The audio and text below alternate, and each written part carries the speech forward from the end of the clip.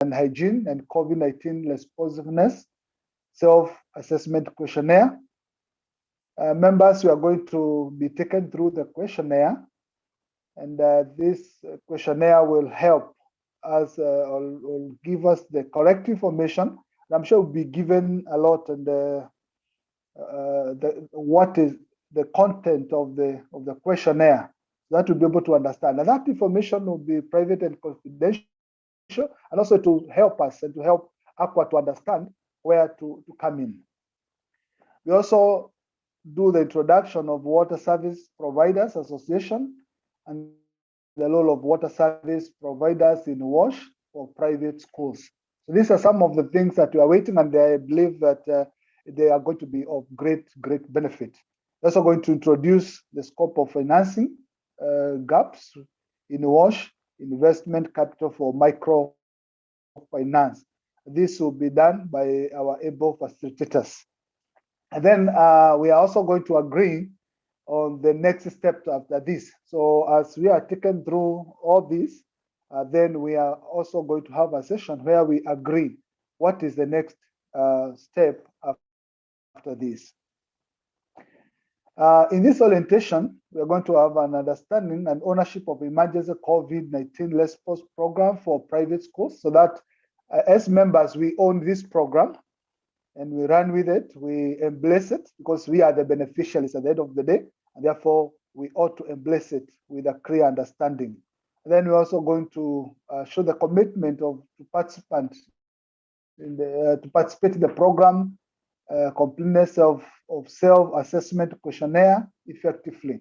So we'll be guided on how we are going to fill that questionnaire and how we are going to participate also even in the program. I'm sure we're going to have an open forum where members will be given an opportunity to participate and probably add their views and values, so that this program will become of valuable and benefit to each and every member in KIPSA.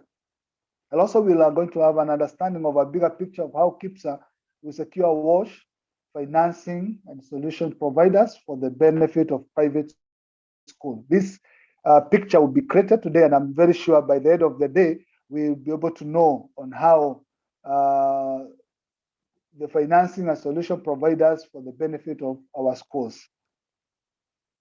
And also, we'll be able to have an interaction of knowing our water service providers. This will be a wonderful time when we interact with the water service providers, and also we will be able to have that interaction and have an understanding how are we going to benefit through ACWA. And therefore, our expectation for today, it's a learning process. We say every day and every experience is a learning process. And therefore, we are going to learn and share from each other, and especially from our able panelists. I know they have a lot, and we are going to benefit a lot from that. We expect that all members will be able to participate, give their contributions in the text form, in the open forum. You're going to listen, and we are going to take with a lot of seriousness the comments and the additives we are going to give to improve this program, so that we all be able to benefit maximally. And the knowledge that will empower all of us. By the end of the day, we will be empowered how to improve our institutions, how to overcome the challenge that came into our institutions due to COVID-19 challenge. And I'm going to have a very successful workshop today. And therefore, members, I want to take this opportunity to welcome all of us and to this day. And I believe that it's a beginning of a great mark to the Kenya Private Schools Association. And all our members will be able to benefit and improve, especially with the challenges of water, sanitation, and hygiene. Therefore, thank you. I would not like to take much because I know we have a tight program, but I want to welcome all the members, all our executive directors, all our national leaders, and everybody who is participating today. I want to welcome all of you, and I believe let's feel free to share. Let's drop our additive through the text, and also when we get the open forum, we'll be able to share. Thanks so much. I look forward for a very interactive day, a day full of knowledge, sharing, and equipping one another. Thank you so much.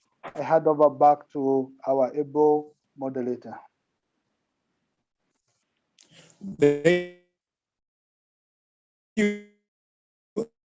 Thank you.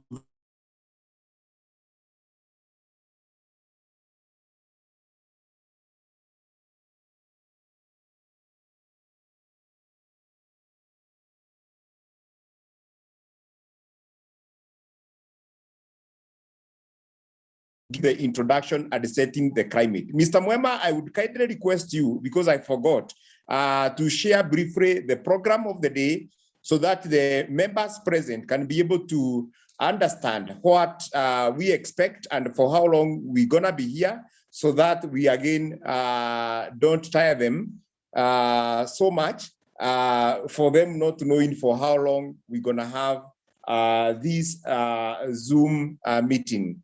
So I think we are getting a share from Madam Rosemary Ropp, and I think let's give her a minute. Thank you very much, Madam Rosemary. Members, in our program of today, which we have already started, though we started at 10:10, we were intending to have, after prayers, an overview of the program and the introduction and the climate setting, which has been done by Bwana Samuel Ngugi, the Chair Project Steering Committee, ECRPPSK. Then we shall have an overview, which is following up here from the Ministry of Education, WASH COVID-19 protocols. It will be done by Madam Rosemary Ropp, and she's the Chief Executive Officer, IDS. Then after that, we shall have the introduction to the emergency COVID-19 response program for private schools in Kenya. And we shall have a question and answer plenary session done by Mr. Peter Ndoro, the Chief Executive Officer, KPSA. Then the next part, we have overview at around 10:30 to 10:40, an overview of MOE WASH COVID-19. I think that one I have explained. Then we have the presentation on water sanitation and self-assessment questionnaire and the 3-star approach to the winds. This one will be done by Engineer Petronida Ogut, the Chief Operating Officer, IDS, and Mark Boyd, the GIS or Geographical Information System Officer. Then we shall also have a question and answer plenary session, which will be conducted by Madam Rosemary Ropp. Then we shall do the introduction to the Water Service Providers Association, done by Mr. Anthony Abuga, the Chief Executive Officer, Water and Sanitation Providers Association. Then scooping WASH financing gaps in private schools in Kenya. And the next step forward, that one again will be done by Madam Rosemary. And then from there, we shall have the closing remarks from Madam Mudheu Kasanga, the chairperson of Kenya Private School Association. Then from there, we shall do vote of thanks and the closing prayer. So members, we ask for your patience. And this meeting surely will run effectively, and we are going to observe the times given for each and every speaker. Thank you, Madam Rosemary. We now go to the next part of the opening speech, which will be done so that we can hear what it takes about the WASH COVID-19 protocols. Karibu sana. I think it is Madam Rosemary Ropp who will do that. Karibu sana, Madam Rosemary.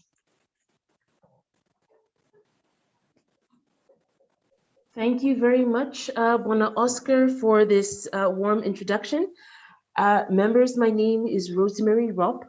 I am the Chief Executive Officer of the Inclusive Development Solutions, an organization that is partnering with Aqua for All and the Kenya Private Schools Association. The task that I will I'm very pleased to do right now is to share a presentation by the Ministry of Education on the COVID-19 WASH guidelines. And I think that this sets the stage so that when we discuss what this program is intending to do, you'll have an understanding of what the Ministry of Education, the government of Kenya require.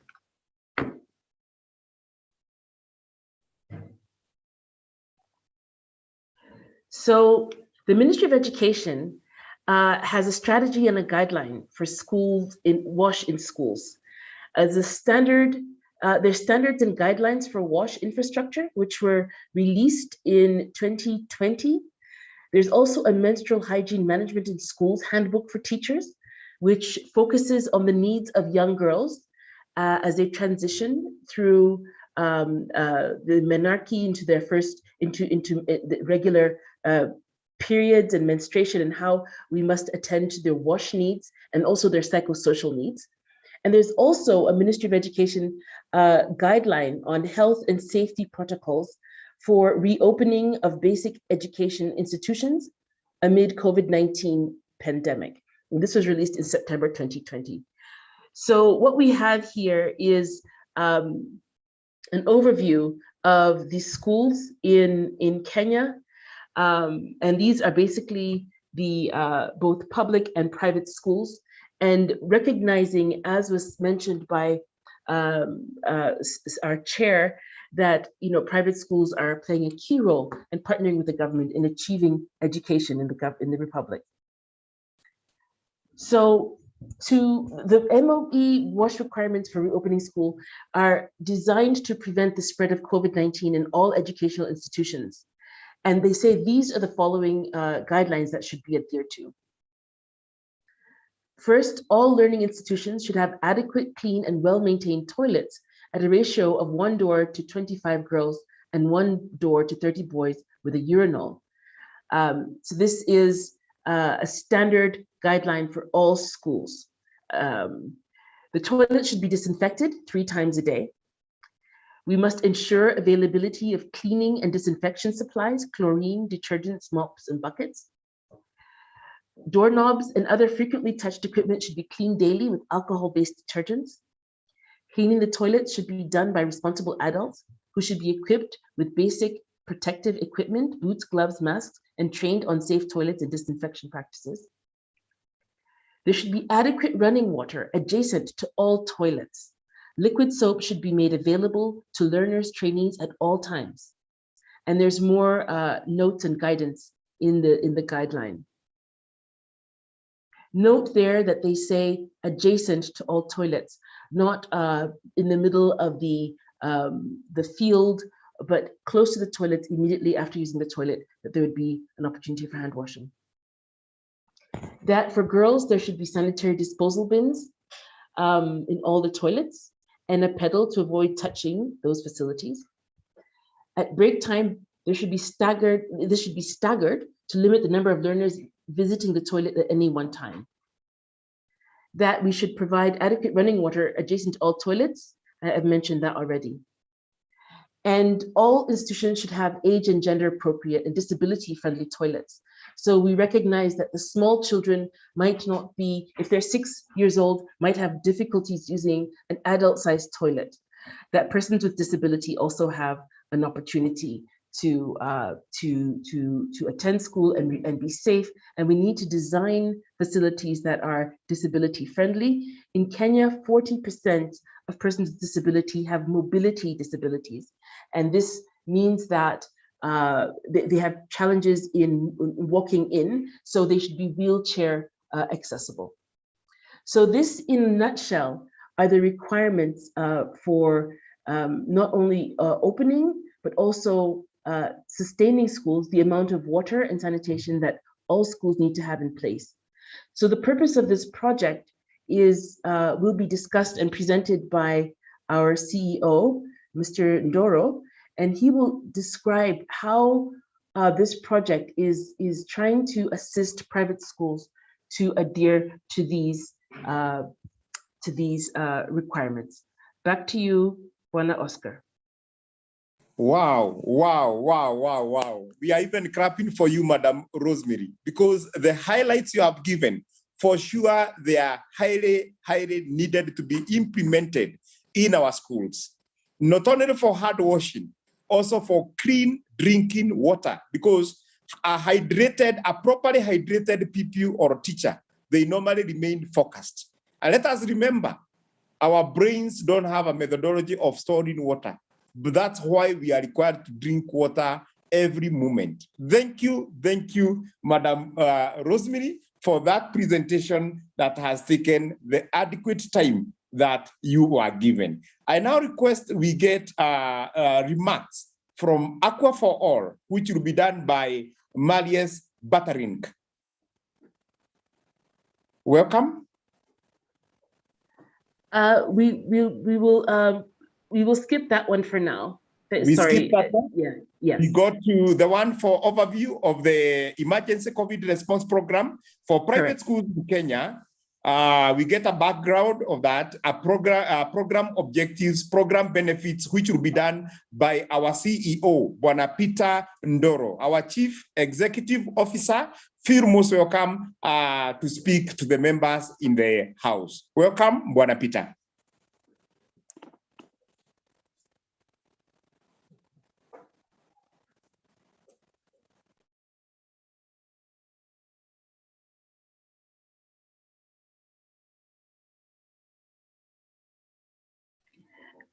Mr. Oscar, perhaps we can ask one of our coordinators for the program, thank you, Godfrey, to perhaps do this overview. Madam Rosemary? Yes. Yeah, Peter is organizing to join the meeting. So I request we invite Engineer Petronila Ogut to do her presentation kindly, so that Peter, he had another meeting with Kenya Commercial Bank, and we would like to give him a minute or two to settle down. Kindly, Madam Engineer Petronila Ogut.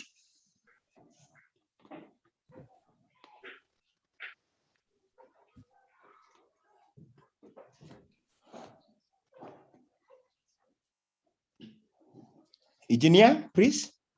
Yes, I'm ready. I'm waiting for the presentation. Okay. Thank you. Welcome, Engineer.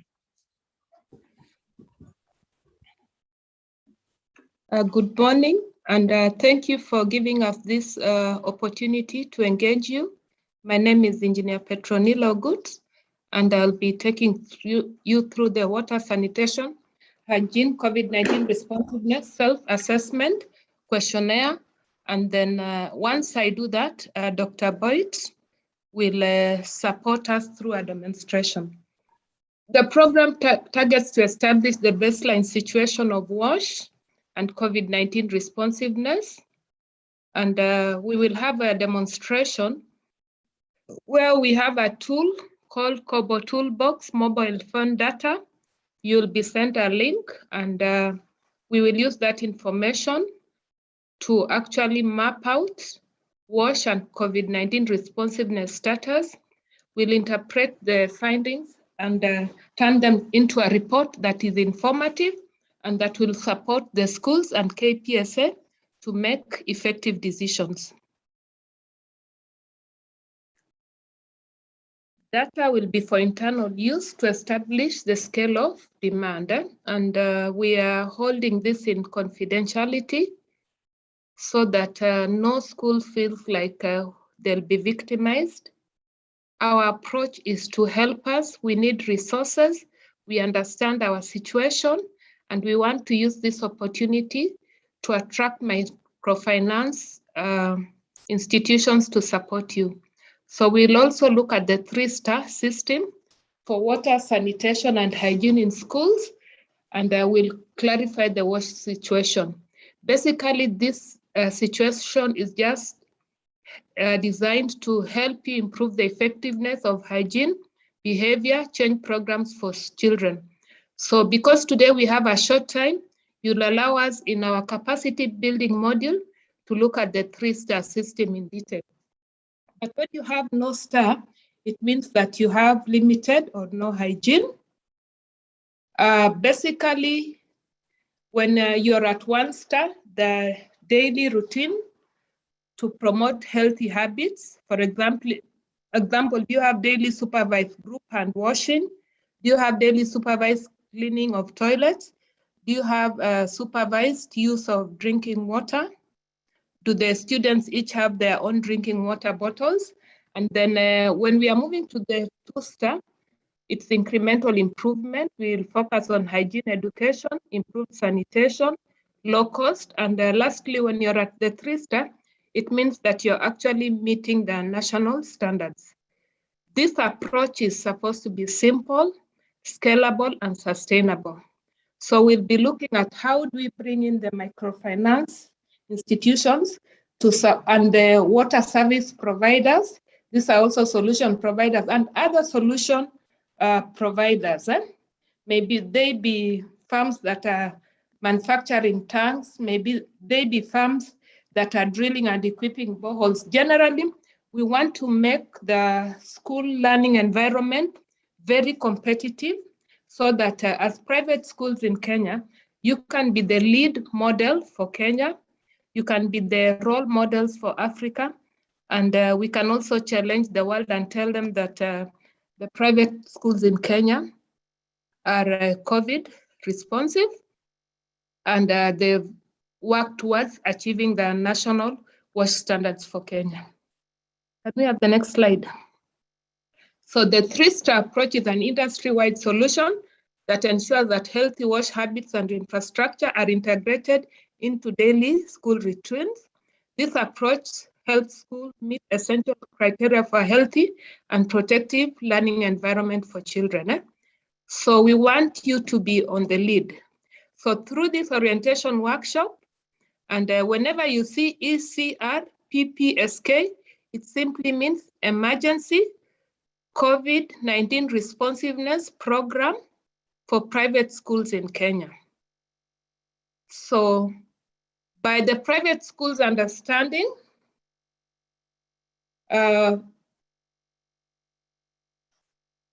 Rosemary, we are moving a bit faster. So let's look at the background. By the private schools understanding the 3-star system and rolling out this program, we begin to address the bottlenecks and effectiveness of and expansion of the current water, sanitation, and hygiene in our schools. So mapping WASH and COVID-19 responsiveness helps us in planning, decision-making towards lobbying the microfinance institution to support the wins. So the big picture is, can we make our situation better? So we have developed a survey instrument. It's a self-assessment questionnaire, and each private school is expected to complete. There will be an online link, and Dr. Boyd will demonstrate that shortly. CAPSA would like the individual schools to take lead in assessing their own environment, WASH status, practices, and implementation of COVID-19 protocols. The self-assessment questionnaire is simple, easy to complete, and cost-effective. That's why you're doing the self-assessment yourself. And as you answer the questions, then you'll start weighing, where are we as a school? If there are things which you haven't done, just answer them the way it is. Then start thinking, what measures am I going to put in as the principal or the head teacher of that school to start getting this school to move towards ensuring that we are COVID-19 responsive, and to ensure that our children will always have a healthy environment in the school. And that goes also even for the workers. So the self-assessment questionnaire, again, is simple. CAPSA will use technology to reach out to the schools. So in the shortest possible time, you'll be sent a link. You'll use your phone to key in that information. Where you're stuck, we'll work with the regional coordinators to help you. When schools collect data, it draws their attention to the important aspects of water, sanitation, and hygiene in the schools, and COVID-19 responsiveness. So the survey serves also as a capacity development tool, And we want to create ownership in the data that will be produced. This process will allow KFC, CAPSA, and the individual schools to continuously update their WASH and COVID-19 information based on decisions made now in the future, and this is towards compliance, maintenance, and budgeting. So the self-assessment questionnaire will only be used to support private schools in WASH and enhancement activities, and also COVID-19 responsiveness. The next. So questions on COVID-19 responsiveness are based on the Ministry of Education guidelines on healthy and safety protocols. And Madam Rosemary has already explained that. And we hope that our results will be transparent, but our objective is we'll have got you at a certain level. Ultimately, we want to move you to a better level. Thank you. So our questionnaire has 8 sections. We look at the school information, water, sanitation, hygiene, how do you dispose of your waste and the drainage, COVID-19 responsiveness, water operations and maintenance, and then the 3-star approach. So when we look at the school information, we just want to understand your name, your school identification number, GPS coordinates. Dr. Boyd will explain more on that. The name of the county, name of the region, your school level, school area, school management, the school type, student population, students with physical disabilities. And that is important because we also want sanitation facilities that are inclusive. We want to understand the number of teachers. Next. Does the school have a board of management? Does the school have pupil-led organizations? So are there organizations that are really supporting what? WASH in schools, but these are led by the students? If yes, do they play a role in also supporting COVID-19 responsiveness in schools? And then do you have a school self-assessment program, or how do you have school improvement programs? And if you have such programs, so meaning that do you assess your school on an annual basis, and do you assess your school in terms of WASH in the schools? That is water, sanitation, and hygiene. And then have you now included COVID-19 aspects in the school? So we take this as capacity building and see that some of these questions, if you're not yet doing them, then you start thinking, how do I start introducing them in my school? Then in terms of water, we want to understand your main source. Is the water source functional? When the water source is functional, does it provide enough water for the needs of the schools, including water for drinking and hand washing? Do you treat water from the source you use at school in any way to make it safer? How many tanks or reservoirs do you have? Are the tanks regularly filled? So again, the water service providers later on will do what? Will play a very important role. Then we look at sanitation. When you talk about sanitation, does the school have any toilet facility? How many functional toilets? In general, how clean are the toilets? What facilities and programs are there in school for promoting safe and private menstrual hygiene for older girls? What type of toilet facilities are there in the school? Is there individual urinals units? How many are there? Yeah. So we now look at hygiene. Is hygiene taught at the school? Does the school have hand washing facilities? What kind of hand washing facilities does the school have? In the questionnaire that will be explained, so you'll just choose what is applicable. How many hand washing facilities are there? At the time of assessment, was water available? So you are then doing assessment, so you need to understand, for example, if we were doing assessment in a drought period and you rely on rainwater harvesting, maybe at that time there's no water and the fault is not yours, and that's why we come in, because we want to see if rainwater harvesting is not reliable, so what other source can the school get? And then at the time of assessment, was soap available?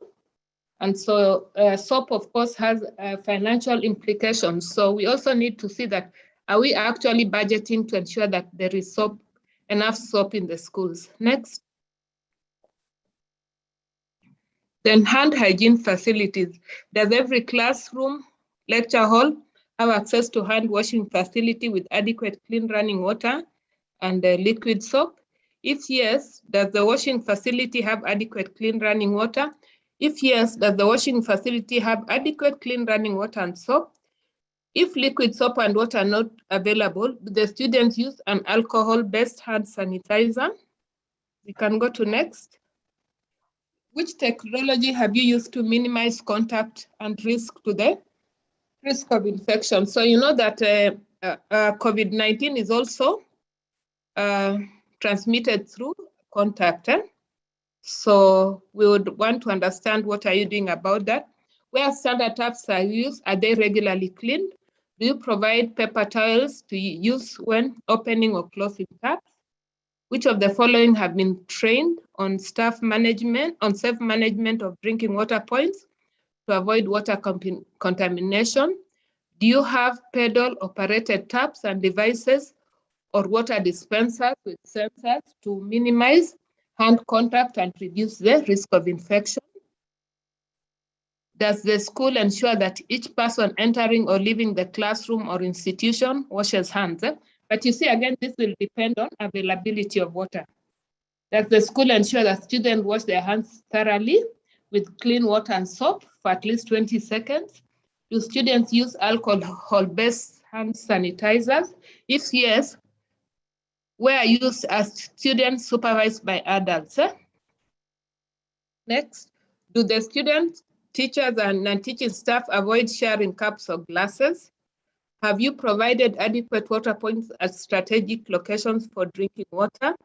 Have you provided adequate water points at strategic points for hand washing points? Then we now look at disposal of solid waste. How is the solid waste disposed? How often is solid waste disposed of or collected? If the school has on-site sanitation system, how often is the sludge emptied and disposed of? How is wastewater drained at the school? And some of this you can use observation. Yes, we are talking about wash, but there are also respiratory etiquette under COVID-19. So the question we'll ask all our head teachers, all our directors: do you reinforce health messages such as avoid touching eyes, nose, and mouth, covering mouth and nose with bent elbow or tissue when coughing or sneezing, covering the mouth and nose with a bent elbow or tissue when disposing of the used tissue in a lidded bin? So we are also looking at still COVID-19. Do all learners, trainees, and staff wear age-appropriate masks? Do learners, trainees with hearing impairment wear age-appropriate clear face masks for ease of communication? Do you ensure regular changing of face masks for learners with developmental disabilities? Next. We now look at operations and maintenance. Remember that whatever we are doing is important that is sustainable. So what entity is the primary responsible for maintenance and the repair of the school water system? Are the school water facilities successfully maintained and repaired when required? If water supply system is not functional or partially functional at the time of the visit, what are the reasons? So you, again, as the head teacher, you'll decide that what are really the reasons. What entity has the primary responsibility for maintenance and repair of the school sanitation facilities? Are the school sanitation facilities successfully maintained and repaired when required? Within the school, who is responsible for cleaning the toilets? If pupils have some toilet cleaning responsibilities, what are the respective responsibilities of the girls and boys? So now we want to look at the 3-star system. Basically, when we are looking at the 3-star approach, there is 1-star, 2-star, and 3-star. The idea is as you move from 1-star to 2-star to 3-star, you're actually improving. So by the time you reach the 3-star, you're actually meeting the national WASH standards. So when we look at 1-star, all children participate in daily supervised group hand washing with soap sessions, ideally before the school meal. So let's understand that children will be having lunch, for example, in school. And if it's a boarding school, then you know there's breakfast, 10 o'clock tea, lunch, and so has hand washing with soap become a habit for the students? Has the need to wash hands with soap before eating, is it being reinforced? Do children like the daily activity and learn proper hand washing techniques? Is group hand washing practiced in school? If yes, are group hand washing sessions used to provide a set time to deliver hygiene messages? The next. So the school should have gender segregated toilets that are functional, clean, and used by all children. So you're saying that if you're a 1-star school, you should have no open defecation. So are toilet used because they are clean? Is water and soap available in the toilets? Has open defecation in and near the school been eliminated? Do students learn the importance of sanitation through active participation? So every child has and correctly uses a personal drinking water bottle. Do all children have drinking water, whether it is safe, whether or not it is safe, but do they have drinking water? Can we move to the next? Then when we look at the 2-star approach, the 2-star will make steps to meet 3 new incremental milestones for hygiene, sanitation, and water. Children wash their hands with soap after using the toilet. Have children been taught how to wash their hands with soap at both critical times? Has the school demonstrated hand washing stations to the community? Girls gain knowledge and support on menstrual hygiene management. Next. When we looked at improved sanitation and menstrual hygiene facilities, are there additional toilets available for school at the school for boys and girls? Have girls been further encouraged to attend classes because there are additional private sanitation and menstrual hygiene management facilities? Then when we look at drinking water, do children have access to safe drinking water at school? Has the school demonstrated low-cost water treatment practices to the community? We now look at the 3-star. When we talk about the 3-star, school facilities and systems upgraded to meet the national standards. So what we'll be requesting is that in our capacity building module, we can expand all these approaches so that you start understanding. So are you aware that there are national standards for WASH in schools for Kenya? Would you like your school to achieve these standards? Have social norms or standards on good hygiene behavior been institutionalized in the school? Is the school able to offer full accessibility to WASH for all students, including children with disability? So if you look at all these questions, the idea is that you'll either be giving a yes or no answer. So you'll just be ticking what is relevant. So whatever we collect from the water situation, the sanitation situation, the COVID-19 responsiveness, and then operations and maintenance, and then the 3-star will be analyzed. And this will help KPSA understand the WASH and COVID-19 responsiveness situation and needs for all private schools. KPSA will develop a baseline report and map WASH and COVID-19 responsiveness for purposes of effective decision making. So you'll be wondering, what is all this effective decision making? We want to understand that if our school is not achieving this, so we have this number of schools, with these challenges, how can we link them to microfinance institution? And looking at the economies of scale, can we secure maybe low-cost interest loans that will help you? And then this report will also be used to build collaboration with solution providers and microfinance institutions. Some of our solution providers would be the water service providers. We want to engage the water service providers so that they're able to give you some technical support to ensure that you have adequate water. They may support you on the sanitation issues. So KPSA targets to leverage all this information for your benefit. Thank you very much for listening. Wow, thank you once again, Engineer. We welcome Dr. Boyd to do the other part.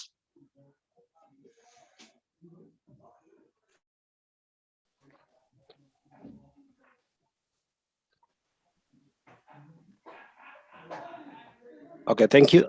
I don't know whether you can hear me. Yes, we thank can, you, Petronila.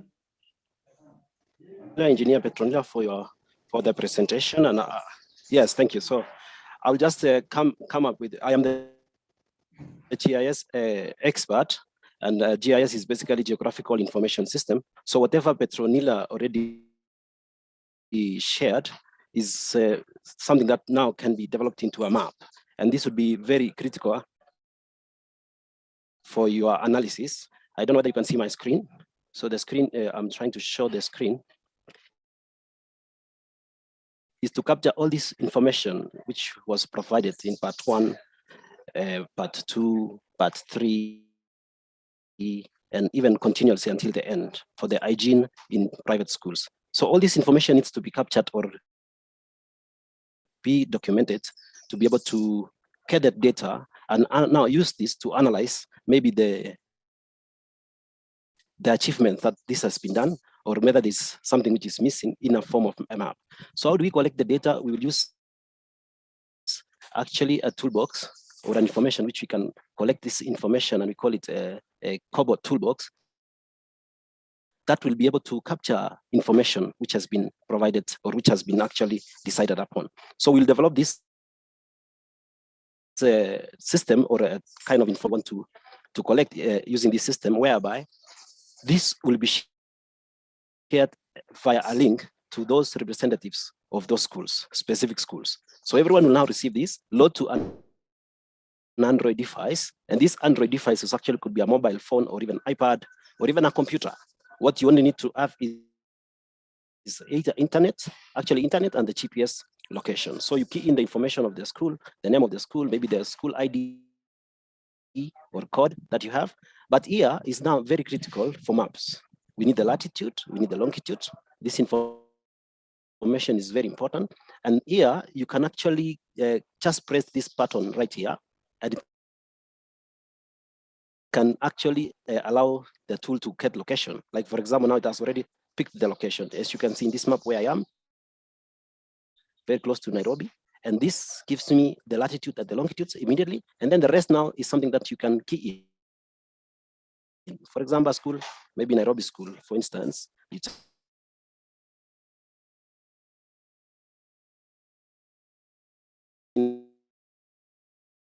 location, or you zoom to the location where you are. But the best is to use this button. I would actually request that maybe those who are going to key in this kind of information to wait a little bit, because the GPS is more of a satellite based, and that satellite based would be basically excuse me, Dr. Boyd, are you sharing a map? Hello? Are you sharing a map? The members are saying they cannot see the map. Thank you, Madam Rosemary. Yes, actually the location. I'm not even sharing the map, but it's the tool. Yes. The toolbox brings the map. For example, I'm sharing the screen.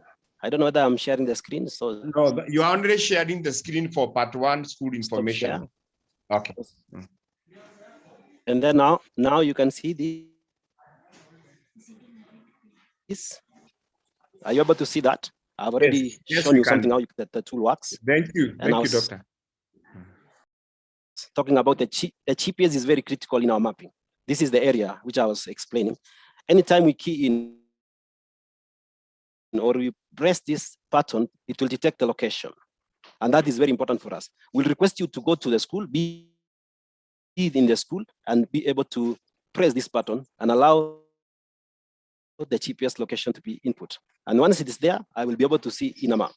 Now, this is the specific location where I should be. Then from there, now you key in the other details. For example, the county is Nairobi. The sub-county maybe Ngong or something like that, or even Langata. And then, of course, the region, you can put the region, maybe very detailed one. But now when it comes now to what Engineer Petronila was giving us, this is just a draft. It's not giving me all the facility, but our tool is able to, you can tick what you want. So what is the school main source of water? You can say it's piped water, and you even have the possibility of putting as much as you can. You can have piped water, you can have spring, you can have rainwater also included there. And then if the school have a toilet facility, you can say yes or no. If not, then skip to the question in the next part, something like that. So you can say yes. And once you say yes, then you submit this information. So the data is submitted. So this data is going to be received by us in our database. So once you submit, then the data is on our end. And the data will be collected in Excel file, which I think, I don't know whether you can see that now. I stopped sharing that one and I share the Excel. Yeah, this. So you can see the GPS location is coming, the information I key in, sub-county, KPS. Okay, so this was already done by an example, but this is not what I just key now, but it should be able to come immediately, and we are able to collect this information. Now, once we have this data, we link this GPS location to all the information that you provided. And in the end, we will now populate a map using software, which is called free source. And this free source is something that even the teachers, the principals of the schools can actually use. And then we may be able to even show how you can analyze. And this tool will actually help in analyzing the information in a map. And then this map can actually produce detailed information that you can use for decision making. So the map will be provided and the details will be captured. And all this will actually be developed. That's what I was explaining today. Thank you. Oh, thank you very much, Dr. Boyd, for that. Sorry for the inconveniences when you are sharing for us the map area. And I also thank Engineer Petronila for developing that together with our geographical information system people or company, so that we can get the clear information on where we are and what we are doing as in our schools. I don't know whether we are moving on very well, and I hope that it is my pleasure that everybody is getting to hear all that we have programmed for you today. There is somebody by the name Boniface. Though Boniface is saying that there are some areas Dr. Boyd was not very clear, but since we are going to get this cover toolbox, I would wish that it is not a difficult tool to use to fill our information, and what he was only doing is a demo for that. Allow me to go back now, and I still continue welcoming the members who have joined us. We go back to the overview of the emergency COVID-19 response program for private schools in Kenya. We get a background, program objective, and program benefits from our CEO, Bwana Peter Ndoro. You are most welcome, sir, to make your presentation. Welcome, sir.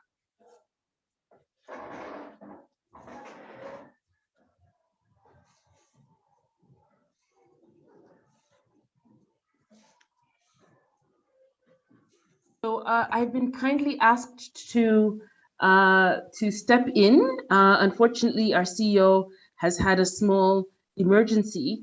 Okay. I think he has requested that we describe the program on his behalf, and so I'm happy to do that right now. And so with your permission, so I'm doing this on behalf of the CEO, describing the program. Now, the KPSA and IDS have been working for many months before today, and we have been liaising with the Aqua for All program, and we designed this program based on a 6-month emergency response window. So what we will do is share with you the components of the program, so that you can understand how we're going to address these issues. I hope you can see the screen that I'm sharing right now. So I'll just bear with me as we had positioned this earlier. So this is the overview of the program, which was developed by KPSA in partnership with the IDS. So we noticed that COVID has brought real changes.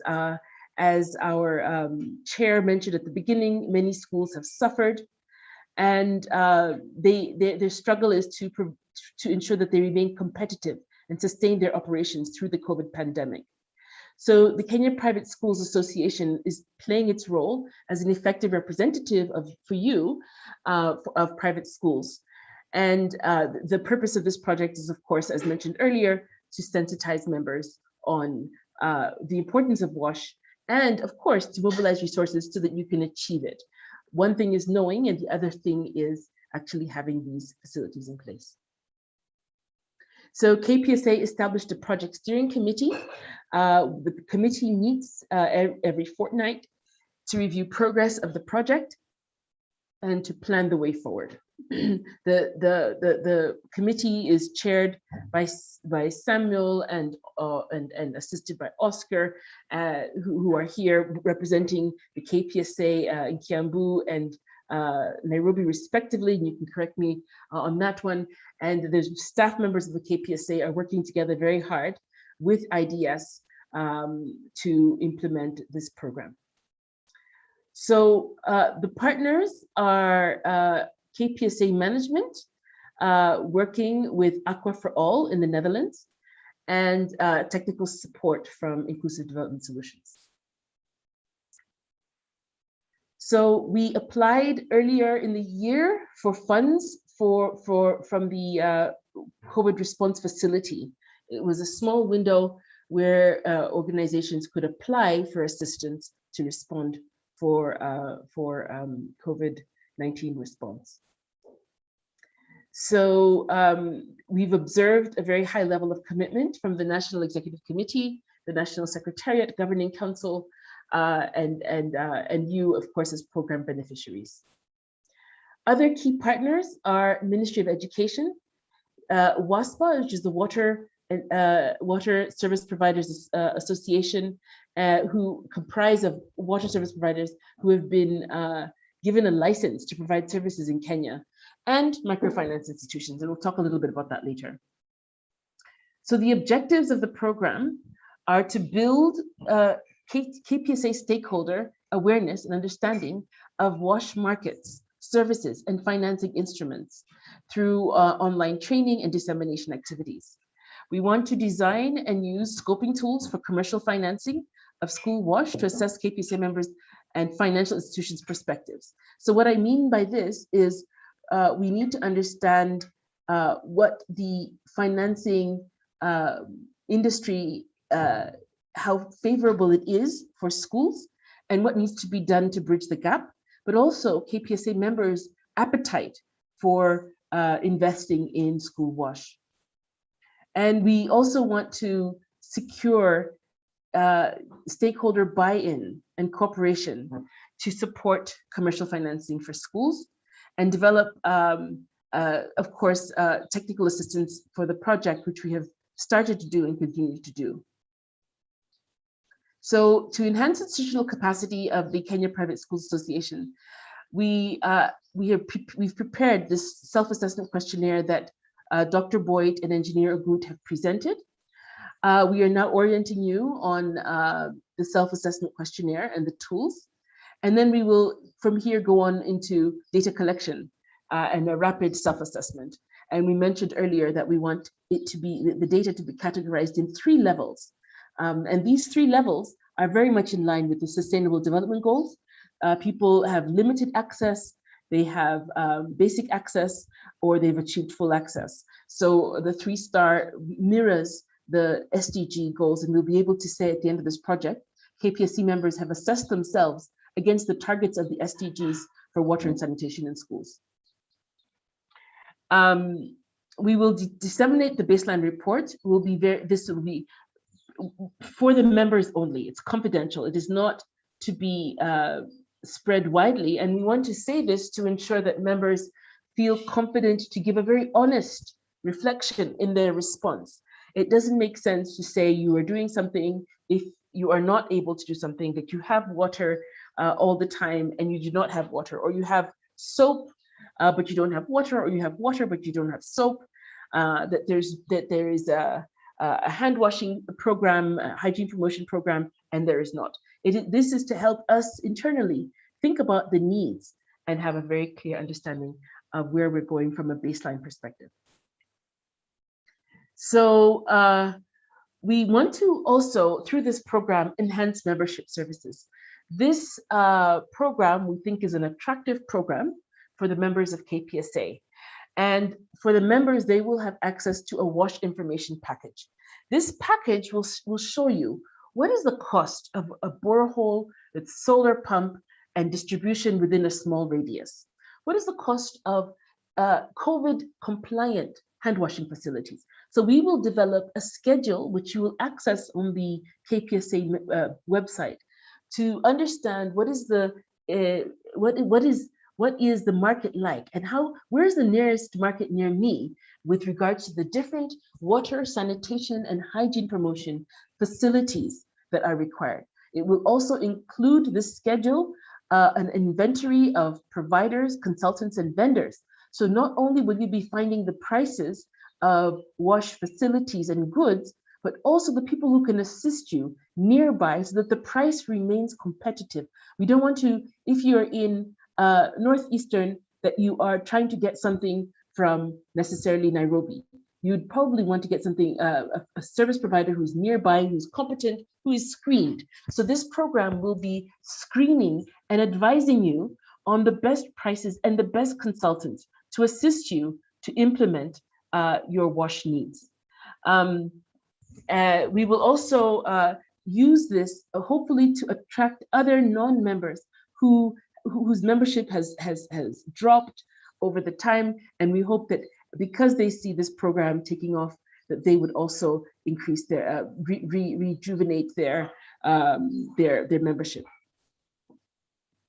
One of the things that I've just highlighted here is the idea of a preparedness plan. The project wants to ensure that anytime we have another emergency like this, we are better prepared for private schools not to fall between the cracks. Many of them were disoriented by COVID and the requirements of the Ministry of Education and the long stay when schools were closed and revenue was lost and schools suffered. So we want to use this program to put in place a preparedness plan, at least when it comes to responding to the needs of schools in working online and managing when children resume, for safety when it comes to preventing the spread of COVID-19. So the other component is the school quality assurance and development aspect. So here what we're trying to say, and this is very much in line with the strategic plan of KPSA, if these headings of what we are doing for this project are trying to progress the achievement of the strategic plan. So the previous point that I was making about the school preparedness plan and putting in place this baseline, these are very much in line with the strategic plan. And so this point 3, school quality assurance and development, is in line with your strategic plan. And so what we want here is to open up the tools available for microfinance institutions to liaise with KPSA members. We want to secure and identify local banks for financing WASH in private schools. We hope that the 5,000 schools that are members of KPSA, now currently registered and paid up members, will have we will have a good understanding of the size of the need, and design a financing tool that can respond to that need. And I'll speak a bit about that a bit later. And so we will prepare and share a report on commercial financing so that you can understand what the roles and responsibilities are and why it makes sense to use this facility to address your WASH needs. And indeed, our interest is to see that we design a product which private schools will be attracted to, be motivated to use, and you will see every reason to use this tool in partnership with Aqua for All. So, we mentioned earlier that Inclusive Development Solutions is also providing technical assistance. So we've developed this project paper. We continue to work with the committee to provide support to implement this project effectively. So the benefits we see of this program is the opportunity to collaborate with microfinance institutions with a new new funding opportunities, and to provide quick, cost-effective solutions for WASH in schools. And we'll also build members' capacity to comply with COVID-19 protocols from a WASH perspective.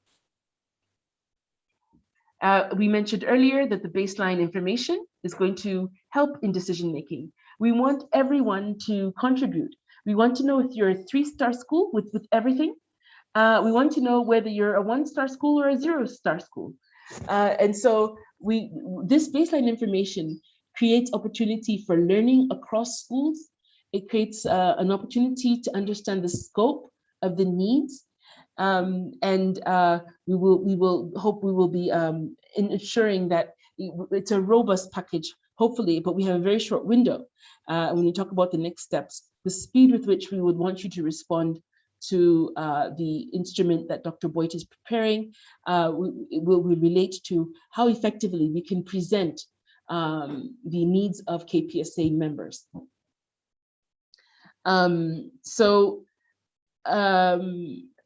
We see that this is going to mitigate the risks associated with COVID-19. We see that the membership of KPSA should expand through this program. We see that there'll be a clearer visualization of members of the roles and responsibilities of WASH players in the industry. Where are my water service providers? What can they do for us? We have water service providers, we have waterworks development agencies, we have the ministry, and we want to make sure that all of these players are visible to private school members and understand how they can all play a part in achieving compliance to COVID-19 protocols and better infrastructure in their schools and better behavior when it comes to WASH. One of the things, and this relates to the last bullet, is that KPSA is putting in place a transport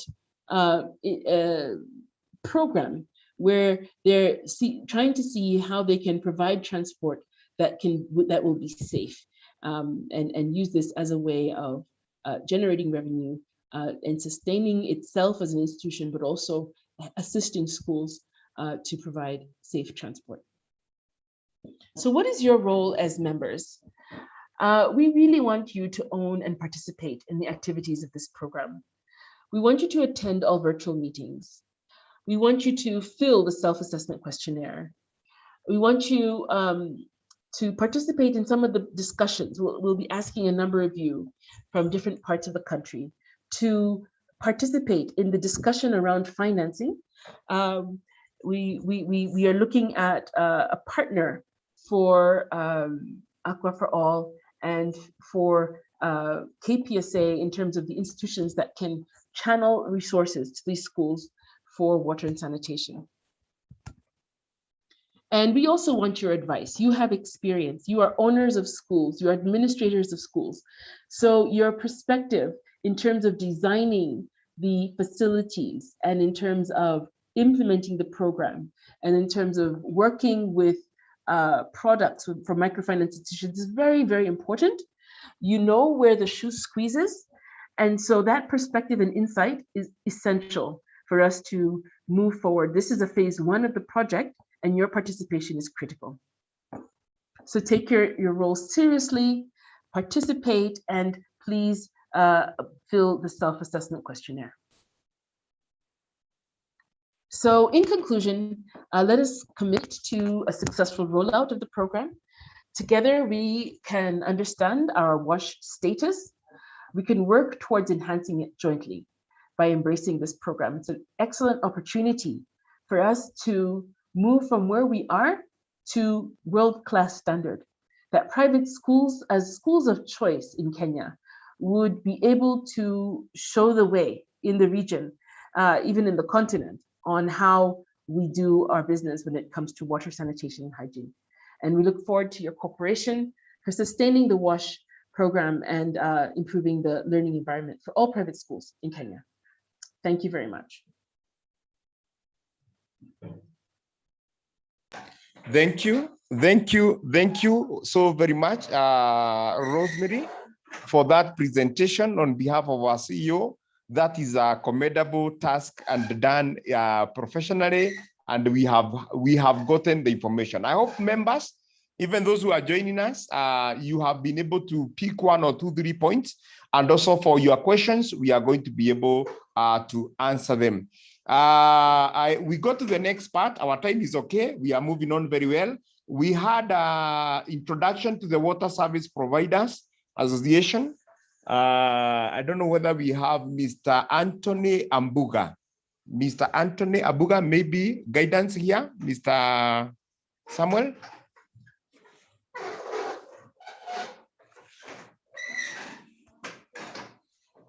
Just give me a minute. I'll also check for him. 1 minute.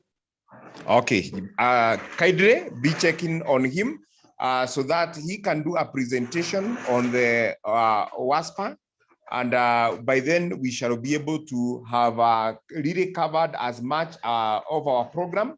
Remember, for those who have come in, we are doing the emergency COVID-19 response program for private schools in Kenya. This is an orientation we are doing so that our members can have the awareness on how to handle the hard wash.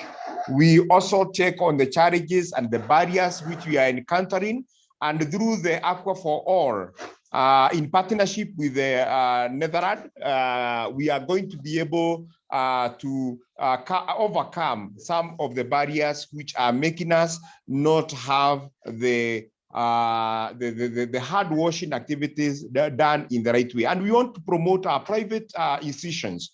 We as directors, we really would like to have the COVID-19 protocols and prevention measures put across by the help of Aqua. I am still waiting for Madam Rosemary to give us a go-ahead on the availability of Mr. Anthony Abuga, so that from there, we can go to the scooping to address WASH financing gaps in private schools. Madam Rosemary, have you been able to get Mr. Ambuga?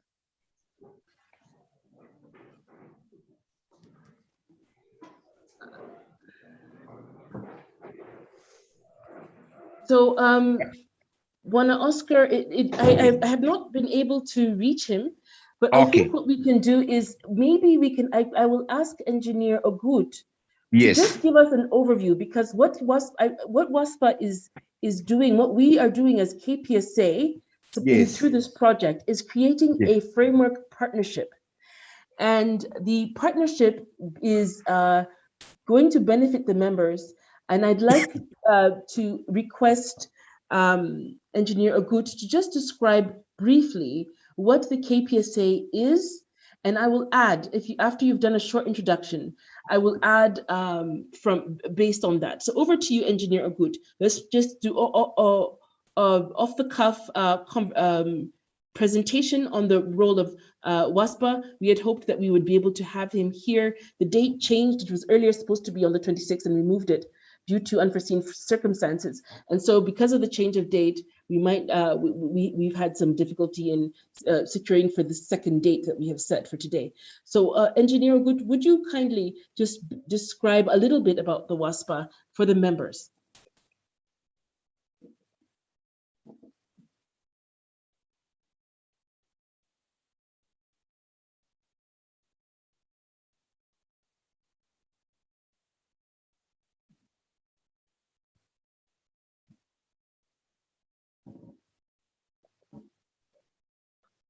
Okay, thank you. I will talk a little about WASPA.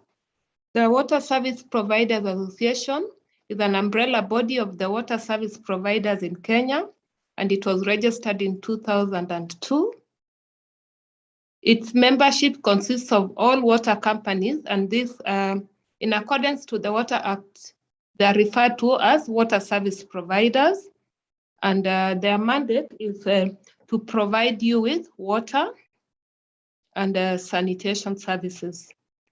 So WASPA was formed as a forum for providing and sharing knowledge and experience in the provision of water and sewerage services, thereby improving the execution of the mandates of the water service providers. So as at September 2017, they had 58 members. And the mandate of WASPA is to provide a platform for members to advocate for and undertake issues pertaining to their development and sustainability. So what is crucial here is that Kenya Private Sector Association, Kenya Private Schools Association needs a link with the water sector. And the entities which are in charge of water and sanitation provision, and each of these entities has what is called a service area at the water service providers. So why we are deciding to bring on board the water service providers, we want to try and link the water service providers to the private schools. Because, for example, if you're in an urban area, you may be being provided by water and sewerage services by that water service provider. We want them to be able to give you a good service. If you're out in the rural area, we also want to see that which is the closest water service provider. If you're not close to a water service provider, we want to understand, how are you getting your water? How do we ensure that you will have reliable water? For example, if you have a borehole drilled in your school and it has very high cost in terms of energy, how do we bring on board a solar panel system? How do we empower you maybe to borrow, help you, tell you that if you go with this technology, yes, you'll invest in the solar system, but you'll do what? You'll bring down your cost in energy, and so it will be sustainable for your school. So we want to look at the water service providers as a solution. We want them to be able to tell you that, for example, why are your pipes not working? Because they have technical staff, they have technicians. But we want to see what is the arrangement that we can have between the water service providers and KEPSA. So in terms of functions of the Water Service Providers Association, their core functions include they foster responsive commercialization of water and sanitation service. delivery in Kenya. They promote sustainable management and development of water and sanitation infrastructure. They stimulate and promote best practices and standards in the development and management of water and sanitation services. So if they are promoting the best standards, we also want these best standards of water and sanitation services and practices to be enjoyed by our private schools. They promote information and experience sharing through establishment of, they have a data bank for their members. They also undertake study tours. So really, and they also network. So we'll also find out that how are they networking with schools? How are our Kenyan schools also networking with other schools in the world to understand that can we also have a network for WASH, but specific to schools? How are the schools in other countries doing? What can we learn? And then they advise members on training needs in collaboration with other actors and help establish staffing norms relevant to the sector. They also help members secure funds, but these are funds for WASH. So there's really nothing wrong with the KPSA partnering with the WASPA and seeing that, is there a way we can actually start looking at, is there a window for us to get grants to go to private schools, to help private schools do what? Do better in WASH. So I would just say that the idea is we are looking at the water service provider as a solution, and we felt that our entry point would be the Water Service Providers Association, because then the association represents the interest of all water service providers. And then from the association, then through the association, we can now start seeing that how can our schools get better service provision from the water service providers. Thank you very much. That's what I can say for now.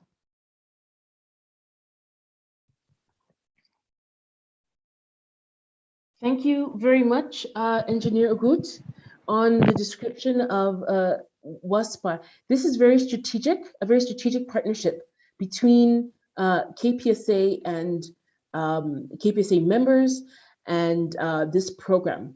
We want to ensure that we leverage what we already have. One of the things about resource mobilization is that sometimes what you have, which is low cost or no cost, is invisible to you. And though this project wants to make sure that we leverage the resources that are there for private schools. I know that most of the funding in the water sector has been targeted at public schools.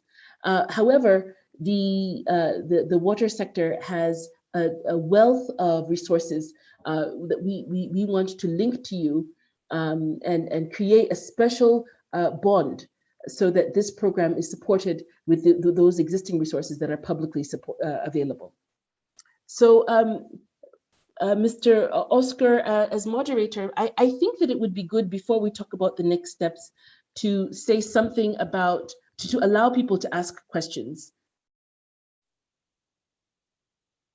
Thank you, Madam Rosemary, and also Engineer Petronila for that highlight about the WASPA. And we have several questions, which I request our chairman, Bwana Samuel, to coordinate the plenary session briefly. You pick like 5 or so questions so that we then move to the next part towards our conclusion. Bwana Samuel. Yes, our moderator, Oscar. Yes, remember, if you check on the chat, there's somebody who was asking, how will schools get the tool? I think this question have been asked by 2 people. The Kobo toolbox, they are asking how shall they get them for them to be able to fill in the questionnaire.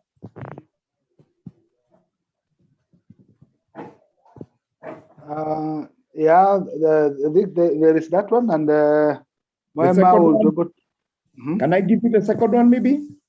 Yes. Somebody is asking, what is the difference between WASPA and WARMA?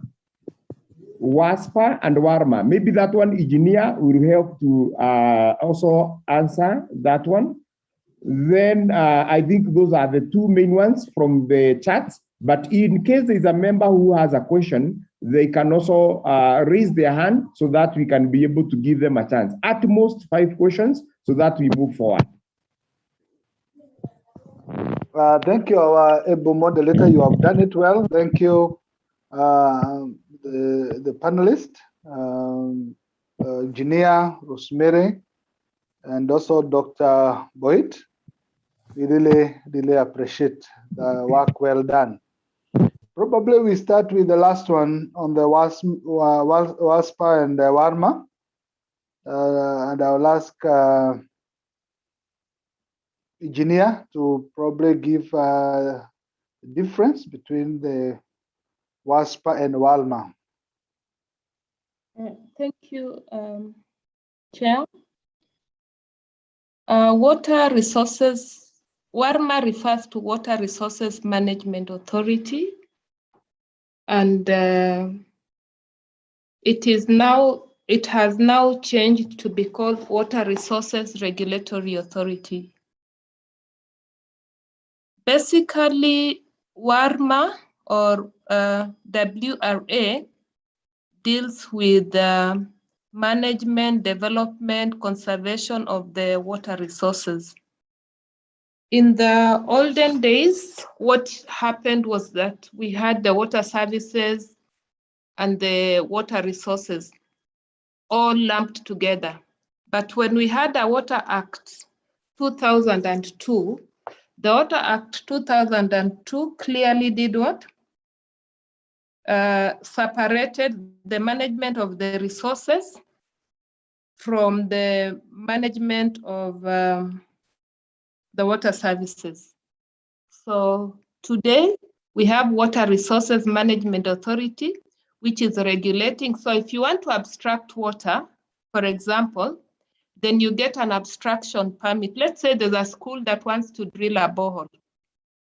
You have to get a permit to drill that borehole from the Water Resources Management Authority, which is now called Water Resources Regulatory Authority. This is again the authority that is ensuring that the catchments, the areas within which we live are conserved. They're conserved in terms of good practices. So if you want to abstract water from a river, you'll find that within your area, there is what is called Water Resources Users Associations. So they'll be coming up with plans on how to manage the catchment. But apart from that, if somebody is doing the wrong agricultural practices, for example, you're digging up to the river so that when it rains, there's a lot of soil erosion. So again, using the Water Resource Users Association, such people are warned and told them, this is what we need to do to conserve our water resource, to ensure that if we are going to plant trees, if we are going to conserve the catchment so that we avoid degrading the catchment. Then when we talk about Water Service Providers Association, now, when the Water Act 2002 was established, we had the water service providers being established. Basically, these are entities or companies that provide water and sanitation services to you as consumers. But now the way, let's look at KPSA. KPSA is like an umbrella body for the private schools. Similarly, the water service providers in Kenya have their umbrella organization called Water Services Providers Association, called WASPA. And WASPA is working in the interest of the water service providers, and it provides a platform for its members to advocate for and undertake issues pertaining to the development and sustainability of water and sanitation services. So it's an umbrella body dealing with water services, dealing with water and sanitation, water and sewerage services, and it supports works in the interest of all water service providers. So the major difference is WASPA deals with water service providers.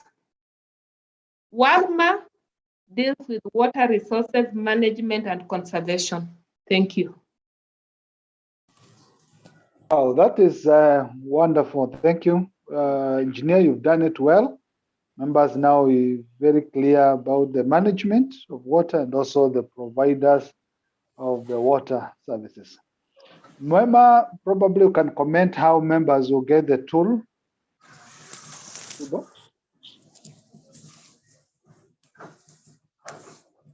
Hello, Chair. Yes, we'll be sharing the questionnaire in all our official WhatsApp groups for each county, and also through the emails that you have registered with for today's meeting. We'll also share using the official emails that we have for our members. Thank you, Mwema, for that. Members, we have Mwema has said that is good about that. Hello? Chairman, I would like to clarify that okay. yes, the emails and the official WhatsApp, but Dr. Boyd will send a link because we are going to have an online tool.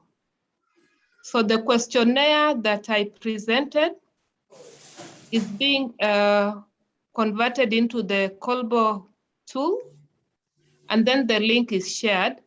Once you click onto that link, then you enter into that questionnaire. So it will be sent by email, it will be sent to the WhatsApp group, but it will be that link. From that link, then you key in. What we are requesting is that the regional coordinators of KPSA to help us so that we ensure that all the schools can be able to do what?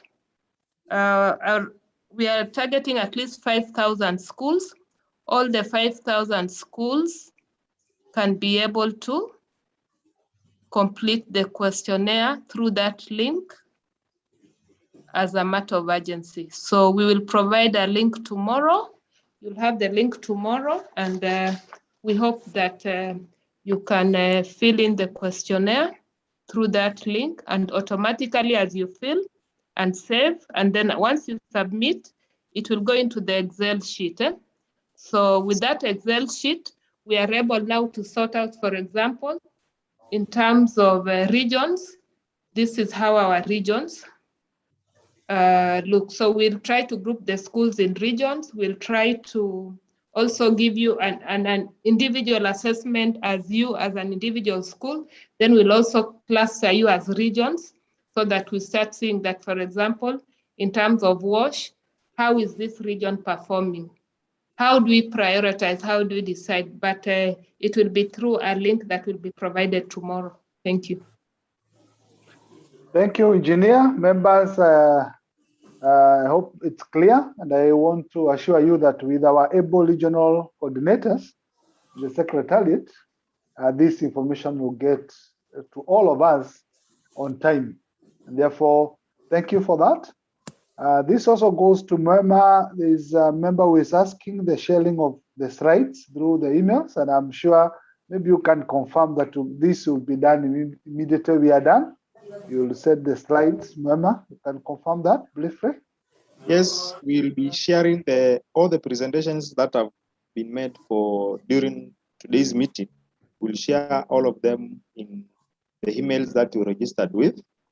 You can also access the recorded version of this meeting via our YouTube channel. We have been live on our YouTube channel. You can go check. It's Kenya Private Schools Association. You just type on YouTube, Kenya Private Schools Association. You'll be able to access the meeting there. Thank you. Thank you, members. Unless there is any other burning question in the rest of our time, we are now remaining with 15 minutes. I'd like to hand over probably to the moderator so that we move on to the next part that is remaining. Because we promised our members that would be like to be done by noon, that we engage ourselves in the other engagements of the day. So back to you, our able moderator. Thank you very much, our honorable chairman. And this one is excellently done. That is good for the plenary members who have answered the questions in a way that we have also learned quite a lot. I now go to the last two parts before we do the closing remarks, whereby we needed to get a scoping to address the washing financing gaps in private schools, and also the way forward. And hereby I request Madam Rosemary Ropp to take us through the two parts, and then from there we shall have the closing remarks and the vote of thanks. Madam Rosemary. Yes. We have Yes. members who have raised their hands. I think they have questions. Oh, there is a member who has raised their hand. Yeah, they can unmute and ask their questions. Are they withdrawn? Maybe Bwana Samuel, let's give the members who have raised their hand a chance to ask the question. Kindly let me request the member to unmute himself or herself and then ask that question, please.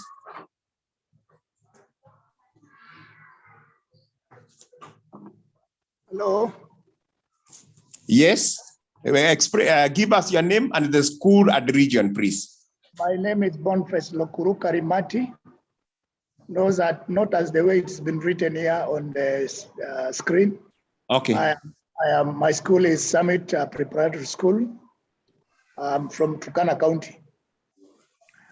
Mine is just to ask what is the difference between the form that you are sending us now and the previous one that we have been filling when the COVID-19 pandemic came into place in Kenya, because we have so many of them are not getting the result.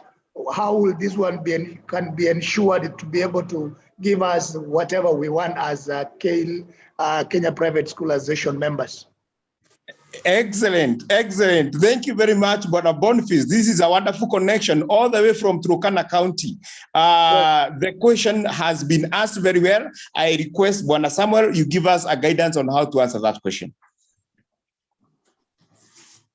Thank you, Boniface, and I really appreciate. This is quite different because this is an initiative and a partnership between KPSA and WARMA.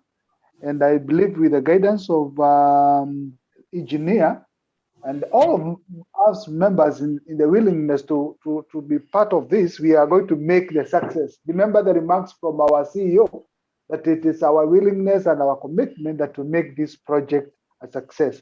Probably I would request Rosemary to make a very brief input on that. Rosemary? Thank you so much, Oscar, and thank you also, Boniface, for this excellent question. You know, people keep asking you for data, and then nothing happens. So the difference, I think, the essential difference here is that we are trying to provide resources for you to address your wash needs in your school. Remember, we talked about whether you are a 1-star, 2-star, or 3-star, whether you're actually able to provide sustainable water to the students and sanitation and hygiene.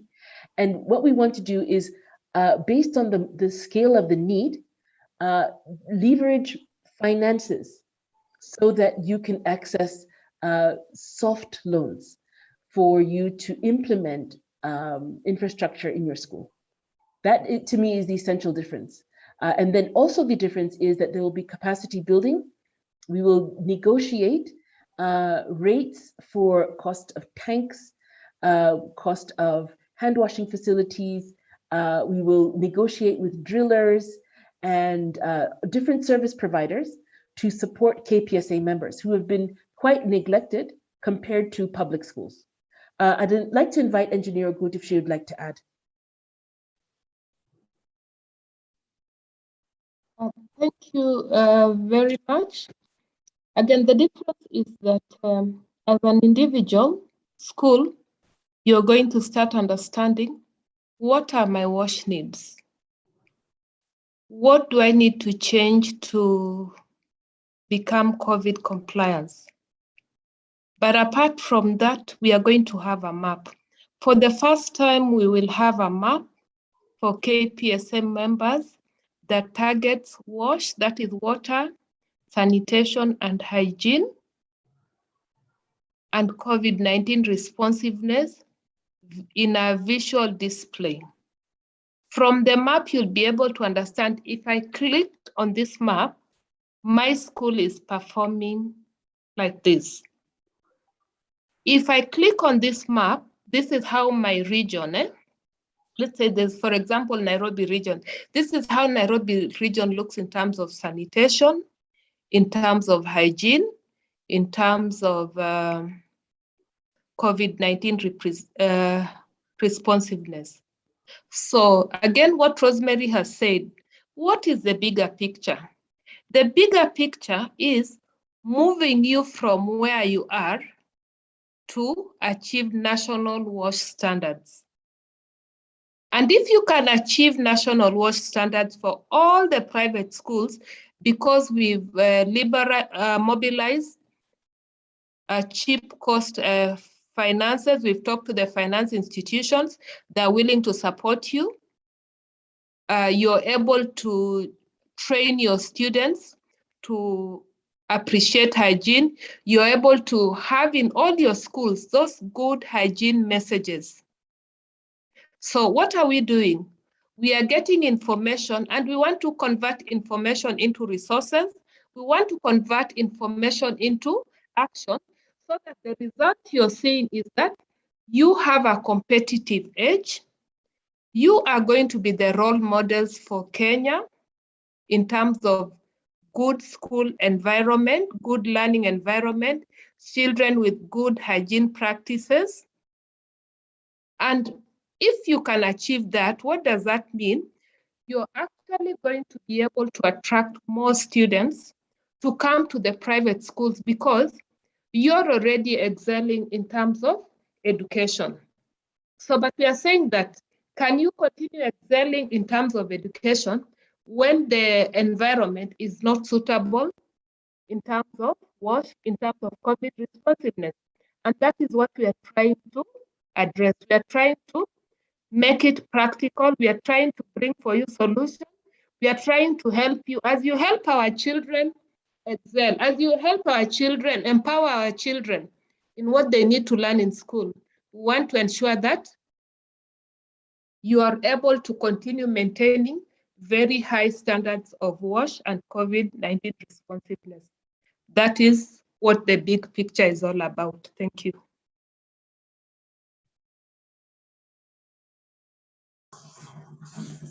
Thank you very much, Engineer. Any other question coming up? Any other member with a question, maybe? There's somebody here with Gladys, I think, Makocha. Yes, let them bring the question forward.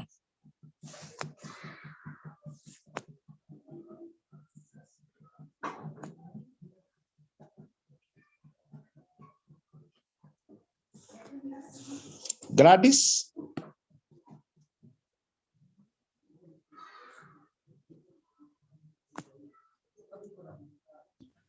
I think we are, yeah, Madam Rose?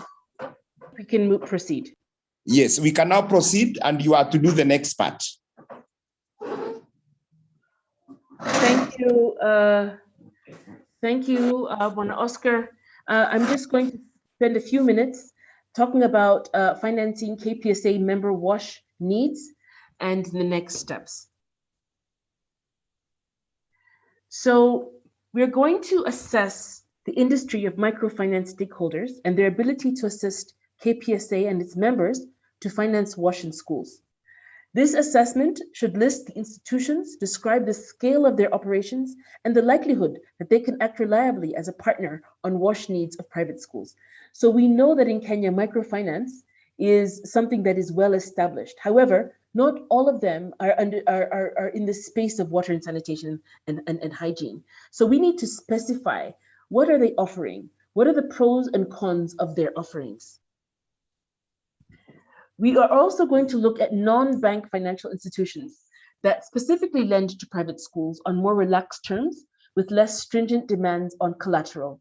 Some schools might not own the land. Some private schools we know rent the land. So if you're borrowing, you might not have the land to give as collateral. Maybe we can look with non-bank financial institutions. There's the option, for example, of saying, I have 50 desks, and this could be some of the collateral. Nobody's going to take away the desks, but at least you have something that demonstrates your commitment.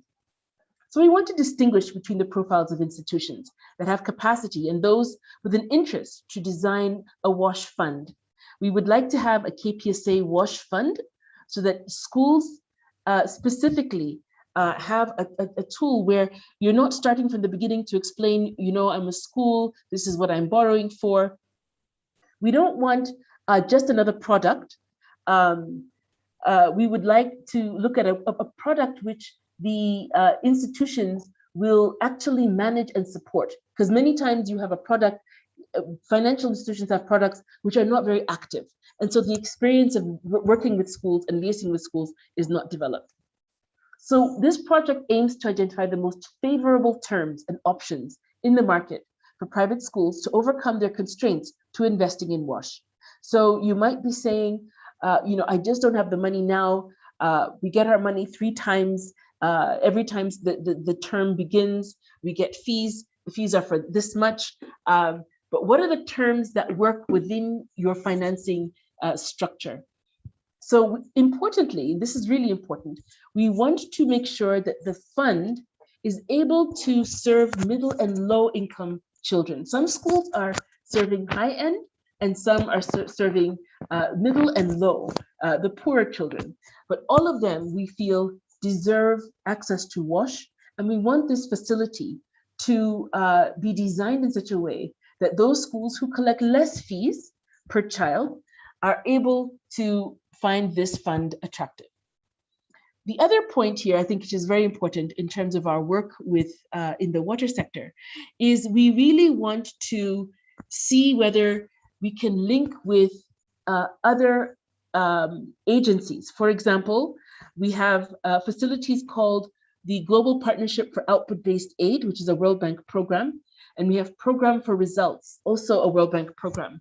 And many donors now don't like to give money without seeing the results. But when the results are proven and have been achieved, they can reimburse based on outputs. And so they're able to say that this fund served 100,000 children in Northeastern or in this many counties. So they'll be able to enumerate the extent of the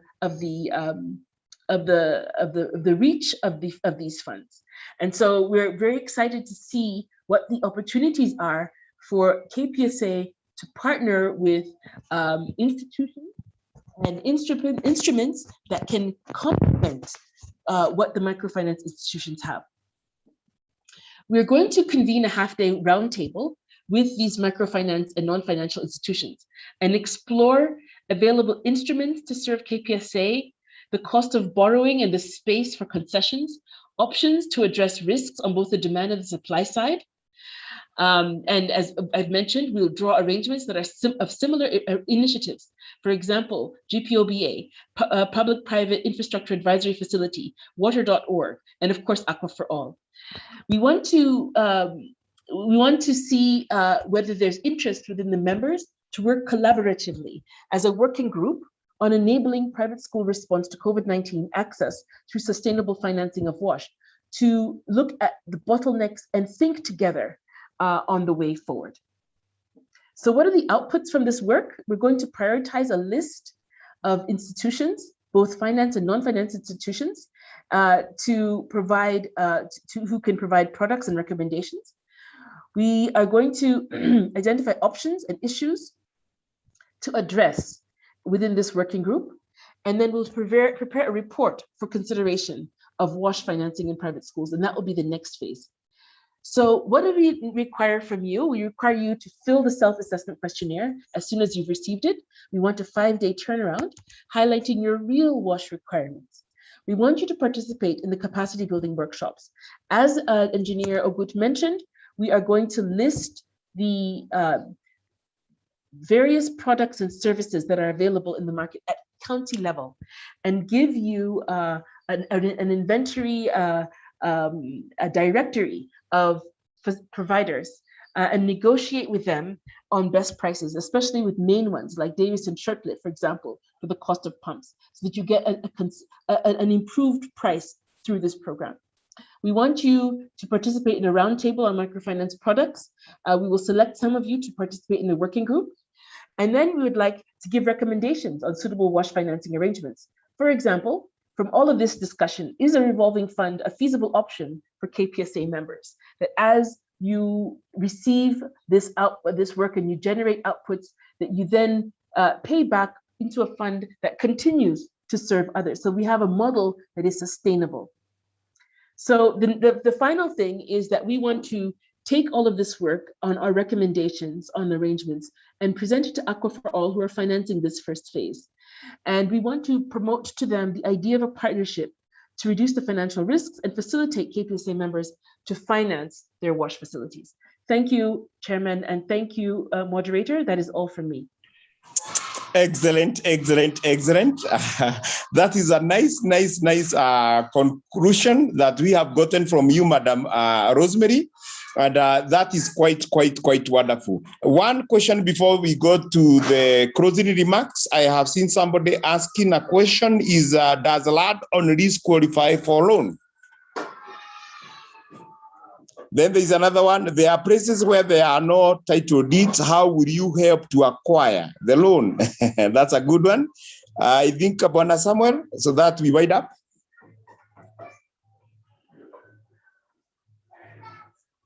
Sorry, it all depends because when it comes to financing, they would like to see the period of time that you have to use the land.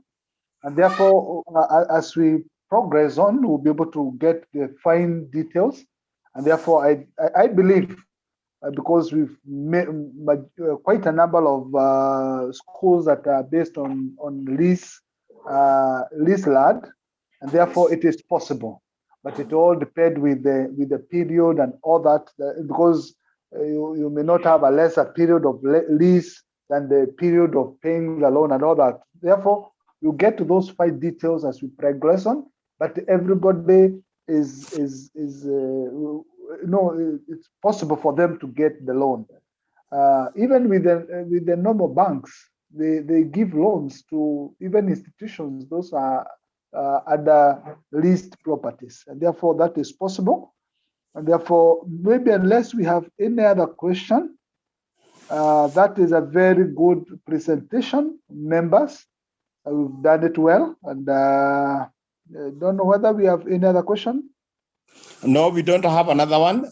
Maybe we can get in Bwana Samuel now. I want to give Bwana George Okumu a chance to do the closing remarks. And then I'll invite Eva to do the vote of thanks. Bwana George Okumu, kindly. Before Okumu comes for final remarks, yes. As the chair, I would like to really appreciate all members for the patience for the 2 hours, and also appreciate the panelists for job well done. It has become more clear, better, good. And also appreciate our moderator for the day. Thank you. Thank you. Welcome, Mr. Okumu. Okay, Bwana Okumu, you are most welcome. Kindly closing remarks. Thank you so much, Bwana Oscar, and thank you also, Mr. Samuel, the chair. I have to say that we are so grateful for the presentations of the day that have shed a lot of light on this program.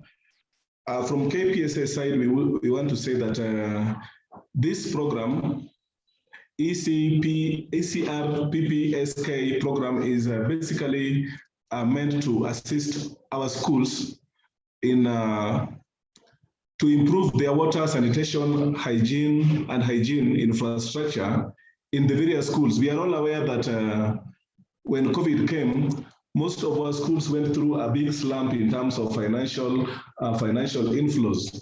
So this program, given the guidelines that have been given by the Ministry of Education to ensure that COVID protocols and WASH programs are put in place in our schools, it has been a big challenge to most of our member schools. And it is for this reason that this program is meant to establish a baseline for water, sanitation, and hygiene needs among KPSA member schools.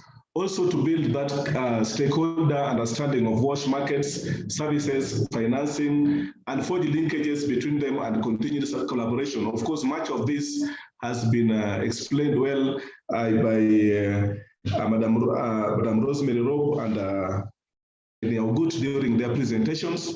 So what we were appealing to our members, the KPSA member schools, that as it has been clarified, that for you to benefit from this program, you will, of course, you will receive a self-assessment questionnaire, which we've been told will be sent via a link. And through this questionnaire, it will highlight, you will highlight the gaps, access, and available resources within your school jurisdiction. And it is based on this, your responses on the questionnaire, that will also be used to gauge whether you can benefit from this. So we are appealing to all our member schools that this program is for us, and we should embrace it wholeheartedly because it is meant for the good of our schools and for the progress of what we do as KPSA. Otherwise, I have to say thank you so much for all the presenters and the committee members of this particular program. And for the members who have taken their time to attend this meeting, I also take the time, this particular chance to just appreciate you for the effort and for the patience during this particular meeting. Thank you so much. Thank you, Bwana George Okumu, for that closing remark, which is very, very, very important. Let us know, members, as private schools, we are normally left behind. I remember when COVID came and the public schools were given donation of tanks by their MCAs and area governors and MPs. But I doubt how many of us got those tanks which have the names of whoever donated them. Did we get any? So that's why we are calling upon all of us. Let us communicate to the members who are not able to join our meeting to appeal to them that once the questionnaire comes, let us be in combination and collaborate in filling in the document. I want to request Madam Mercy to stand in for Eva, because I think Eva left the meeting, and now I request Mercy Wanjiru to give a vote of thanks so that we can get a closing prayer after. Kindly, Mercy. Mr. Oscar, before prayers. Yes. Mr. Oscar, before prayers, there's a member who is really saying we escaped his question. Which one? About the issue of the title deeds, whether the banks in their region, they are not giving loans to the institutions that don't have the title deed. Okay. And I said the problem members, as we engage these financial institutions, will be able now as a voice, because anytime we speak together as KPSA, our voice will be heard better. And therefore, Definitely. As we engage to these institutions, we'll be able to cater that, because not everybody has a title deed. And therefore, members, with time, as we progress and we'll give you more information, and also feel free to ask any question, even through the email. We'll be able to respond even as on an individual basis. Thank you. Thank you very much, Bwana Chairman, for that observation. Can I now request Mercy? Please, Mercy. Yes, good afternoon, everyone. Good afternoon.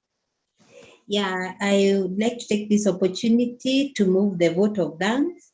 First, I would like to thank God for He has made it possible for us to have this virtual meeting. We are very grateful to God, even because of the gift of life. We just planned for this meeting, but God has made it possible for each and every one of us to be able to participate.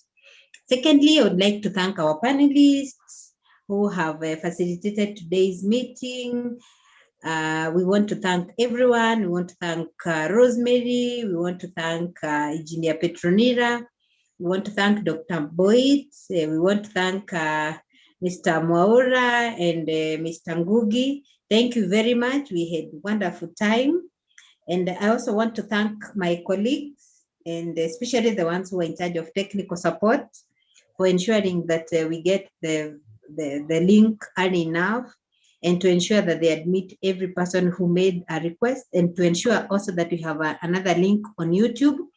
Thank you very much for that. We want to thank the KPSA fraternity for the support. We want to thank each and every director, each and every manager of a private school. Thank you very much for your support. Thank you for attending today's meeting.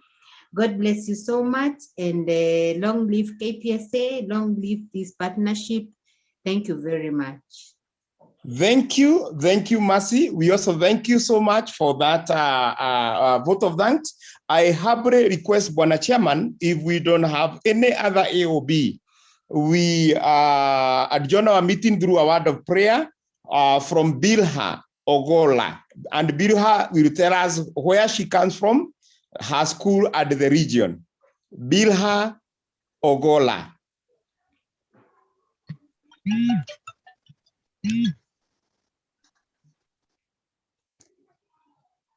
Unmute yourself, Bilha. Unmute, please.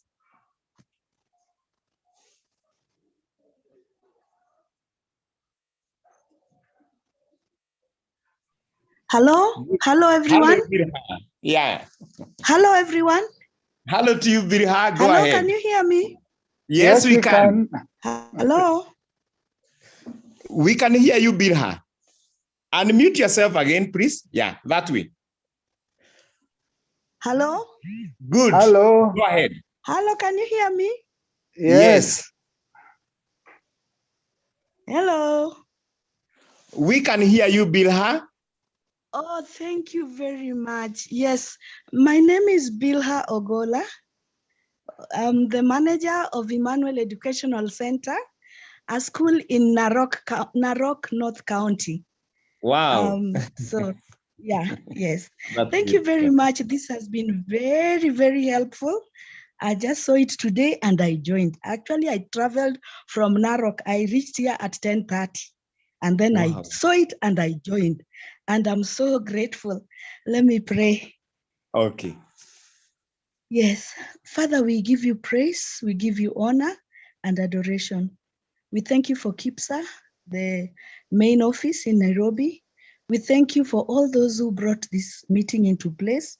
We thank you for the partnership between WASPA and WARMA. Father, we thank you for what is being done to help the private schools, Lord, so that we can be the same as the other schools.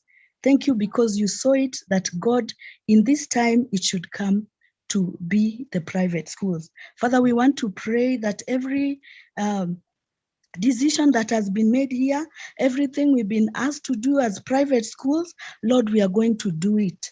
And God, we are going to put everything into practice.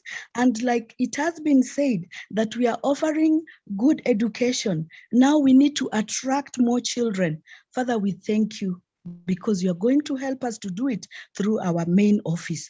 Thank you for the leaders in the main office. Thank you for the directors, the managers, and even the pupils. Lord, we thank you. Thank you for the water people and even those out of the nation. We give you praise, we give you honor and adoration. In Jesus' name I pray. Amen. Amen. Amen. Amen. Amen. Amen. Thank you very much, Bilha. And with that, my name is Oscar K. Mwaura from Kabete, Sub-County, Kiambu County. I'm a director of a school by the name Valen School. I hand over to Samuel, our chairman of this committee. And thank you very much, our panelists, so that we can have a set of word from our chairman. Bwana Samuel, thank you. Thank you.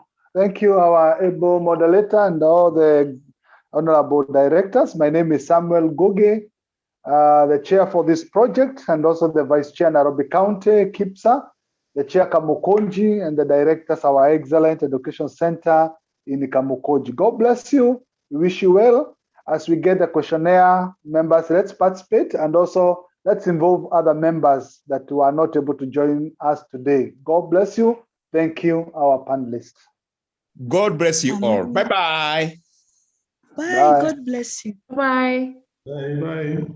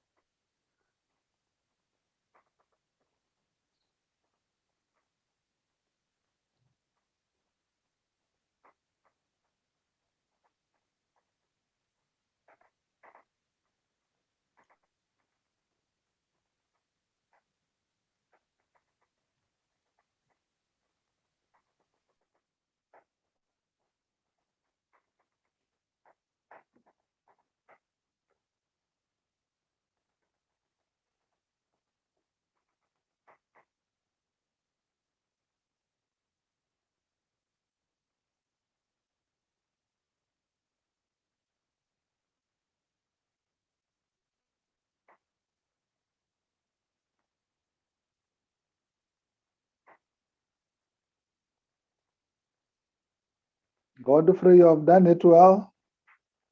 And the